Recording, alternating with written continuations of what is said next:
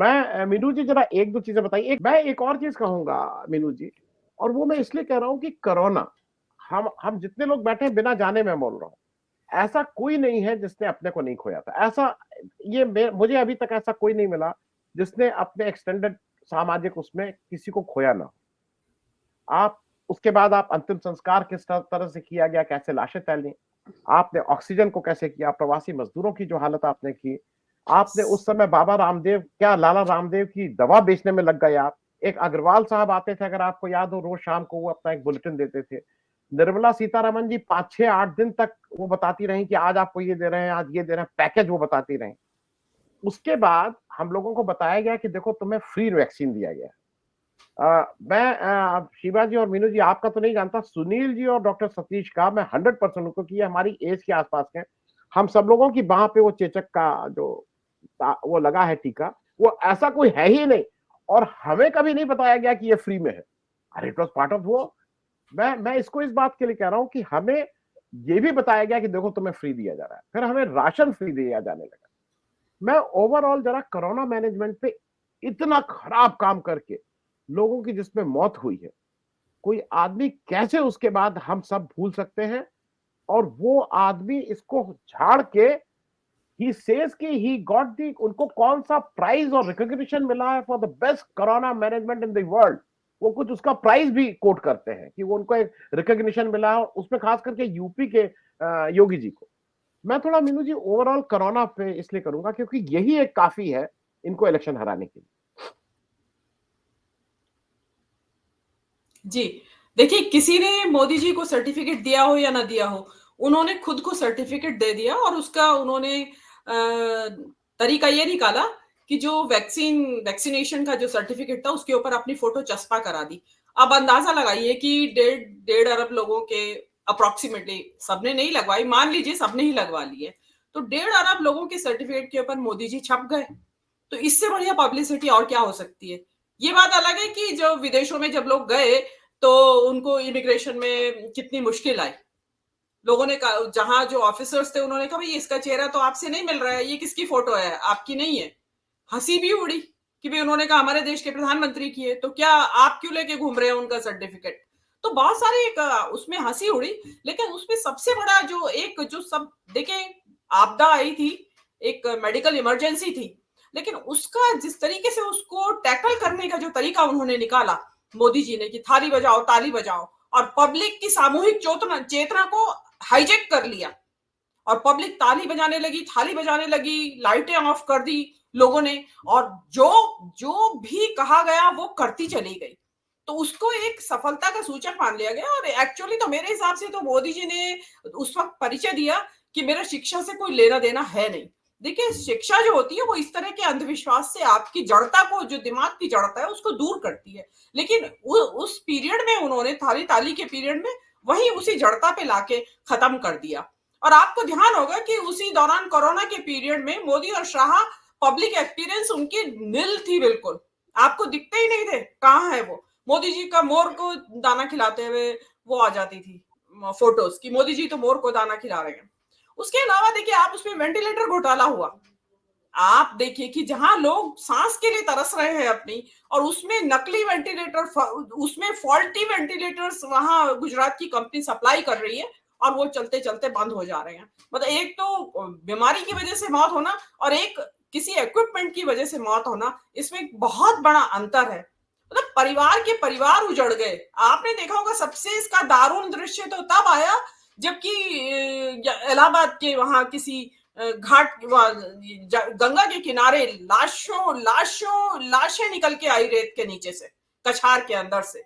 और तब पूरी दुनिया ने देखा कि ये क्या हो रहा है यहाँ पे। मतलब लाशों का अंतिम संस्कार तक करने के लिए सरकार ने इंतजाम नहीं किया। उसके बाद आप हमें एहसान दे रहे हैं कि हमने आपको वैक्सीन लगाई। वैक्सीन की जरूरत नहीं थी, आप सम्मान पूर्वक संस्कार कर देते लाशों का, जिनकी कोरोना की वजह से मृत्यु हुई है। उसके बाद आपने देखा होगा जब कोरोना ओवर हो गया तो उसमें उन्होंने बताया कि भाई ऑक्सीजन सप्लाई की वजह से तो किसी की मृत्यु नहीं हुई है, कि ऑक्सीजन की कमी की वजह से किसी की मृत्यु नहीं हुई है। इतना बड़ा झूठ तो मोदी सरकार ही बोल सकती थी। उसमें गिनती में भी उन्होंने हेरा फेरी की। हाल तो आज तक कोई आंकड़ा ऑफिशियली ऐसा उपलब्ध नहीं है, लेकिन अंदाजा बताया गया है कि 4 या 5 लाख लोग मरे, जबकि कहा गया कि 40 से 50 लाख के करीब लोगों की इसमें मौत हुई है, और डेफिनेटली हुई होगी। जैसा आपने कहा कि हर एक व्यक्ति के परिचय में मित्र रिश्तेदार मौतें हुई हैं, तो उसको अगर आप लगाएं तो उसमें बैठता है, कैलकुलेशन में भी बैठता है। लेकिन क्या होता है कि जनता जो है, इस देश की जो जनता है, मुझे उसकी जो चेतना है, जो संवेदनशीलता है, जो मर गई है, इतना बड़ा हादसा हुआ, सड़क पे मजदूर चले, आप मतलब लाखों करोड़ों मजदूर सड़क के ऊपर चले अपने घर जाने के लिए, सरकार सोई पड़ी रही। वो भी देश के नागरिक हैं, टैक्स तो वो भी देते हैं, जीएसटी तो वो भी हर चीज के ऊपर पे करते हैं, लेकिन उनको कोई एक गिलास पानी पिलाने वाला नहीं था सड़क के ऊपर। भोजन की तो बात ही छोड़ दीजिए, भूखे प्यासे वो सड़क पे चलते रहे। उसमें फिर ट्रेनें चलाई गई बहुत ज्यादा विपक्ष के दबाव के अंदर, तो उसमें किराया वसूला गया उनसे, और फिर आप हमें वैक्सीन की धौंस दे रहे हैं, हमारे ऊपर वैक्सीन का। आप उस वक्त उनको फ्री भेज देते घर, वो ज्यादा अच्छा रहता, बजाय वैक्सीन के पैसे ले लेते आप हमसे। और कौन सी सरकार, बॉम्बे का सोनू सूद ज्यादा इफेक्टिव था, हमारी सरकार कुछ नहीं कर पाई। जी देखिए शिवा, आपने बिल्कुल सही कहा कि इसके दौरान, इस कोरोना की जो आपदा आई उसके दौरान जो भी काम हुआ, वो जो एनजीओस कहिए या जो प्राइवेट जो लोगों ने काम ऑन देयर ओन, इंडिविजुअल्स ने आगे बढ़ के, आपने देखा ऑक्सीजन सिर्फ और सिर्फ प्राइवेटली हैंडल किया गया। किसी जगह, दिल्ली जैसे शहर में ऑक्सीजन के सारे प्लांट सड़ रहे थे, मरे पड़े थे, कोई भी ऐसा नहीं था जिसको यूज किया जा सके, सब रिपेयरिंग की हालत में थे।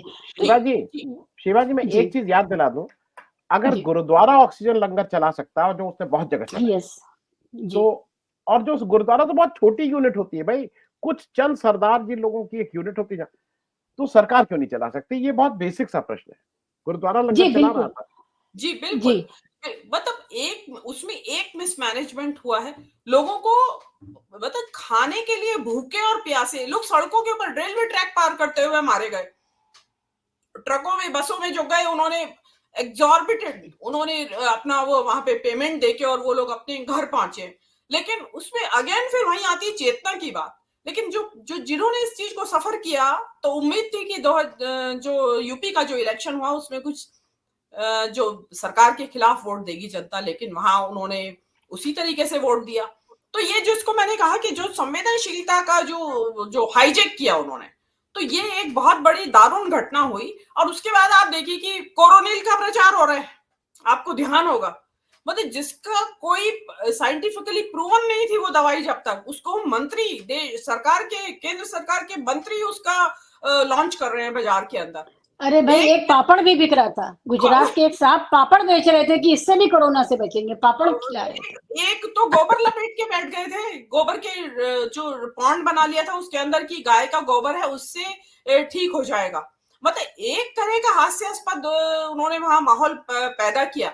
जहालत का एक हद हो रही थी। देखिए ठीक है, घबराहट होती है, डरी हुई थी पब्लिक कि जो सामने आया वो कर ले, लेकिन आप जो कर रहे हैं वो प्राइवेटली करिए, उसका पूरी तरह आपने प्रचार किया। इतनी मिस हैंडलिंग हुई है इस देश के अंदर कोरोना की, और उसमें उसकी कलई खुल गई पूरी इस देश की स्वास्थ्य व्यवस्था की, क्योंकि आपने प्राइवेटाइजेशन कर दिया है स्वास्थ्य सुविधाओं का। सरकारी अस्पतालों में कोई सुविधाएं थी नहीं, थी तो उनकी मारामारी थी। और जो प्राइवेट हॉस्पिटल्स में लोगों ने 10-10 लाख 20-20 लाख रुपए तक दिए हैं अपनी वहां एडमिट रहने के लिए। तो ये चीजें, जो कोरोना तो एक ऐसा डिजास्टर था, लेकिन वो उसमें से भी स्क्रैच फ्री निकल आए।